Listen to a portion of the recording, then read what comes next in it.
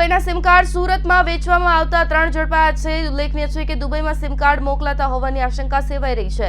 મુંબઈથી pre-active sim card સુરતમાં વેચાણ કરવા આવતા મુંબઈના 3 શખ્સોને સારોલી પોલીસે ડમી ગ્રાહકની મદદથી ઝડપી પાડ્યા છે, જેની પાસેથી 5.4 લાખના 672 પ્રી-એક્ટિવ સિમ કાર્ડ મળી આવ્યા છે। આરોપી પાસેથી 4 મોબાઈલ કબજે કર્યા છે।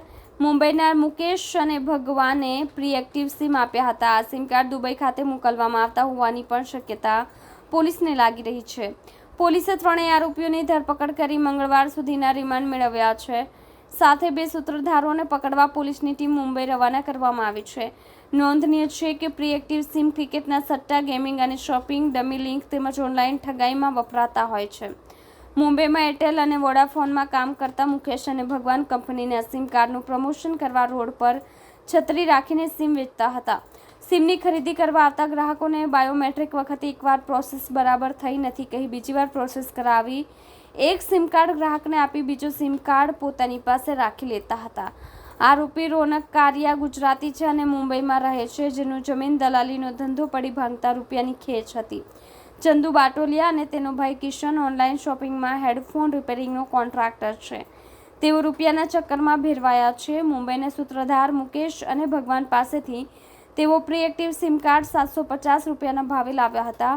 સુરતમાં એક સિમ પર 400 કમિશન લઈને 1150માં વેચવાના હતા, જેથી 672 સિમ વેચાણ કરીને 2.68 લાખ કમાઈને સરખે ભાગે વહેંચવાના હતા। સુરત શહેરના સારોલી પોલીસ સ્ટેશનમાં ફરજ બજાવતા 2 પોલીસ કર્મચારીઓ યશપાલસિંહ અને પ્રતાપસિંહ, આ બંનેની ઇન્ફોર્મેશન મળી હતી કે મુંબઈથી કેટલાક વ્યક્તિઓ પ્રી એક્ટિવેટેડ સિમ કાર્ડ વેચવા માટેનું આયોજન કરી રહ્યા છે। તે માટે તેઓ એક ડમી ગ્રાહક ઉભો કરી અને પછી આ મુજબનું એક આયોજન કર્યું હતું કે જેમાં આ પ્રી એક્ટિવ સિમ કાર્ડ વેચવા માટે લોકો મુંબઈથી આવનાર હતા।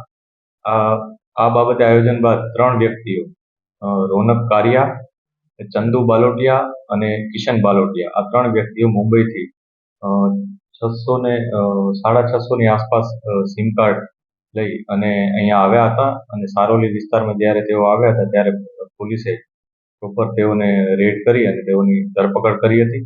ત્યારબાદ નામદાર કોર્ટમાં રજૂ કરી અને ફર્ધર પોલીસ કસ્ટડી પણ મેળવી હતી। આ સમગ્ર બનાવમાં પોલીસે 68,000નો મુદ્દામાલ જપ્ત કર્યો છે, જેમાં 5 મોબાઈલ્સ છે અને 650 ની આસપાસ સિમ કાર્ડ્સ પણ છે। અને આ બનાવમાં અન્ય 2 વ્યક્તિઓ મુકેશ ધોલપુરિયા અને ભગવાન ગુસાઈવાર, આ 2 વ્યક્તિઓ હજી પોલીસ ગિરફ્તની બહાર છે। પોલીસ એને ધરપકડના પ્રયાસ ચાલુ કરી દીધા છે અને બીજા જે એવિડન્સીસ મળે છે તે મુજબ અમે આગળની કાર્યવાહી કરી રહ્યા છીએ।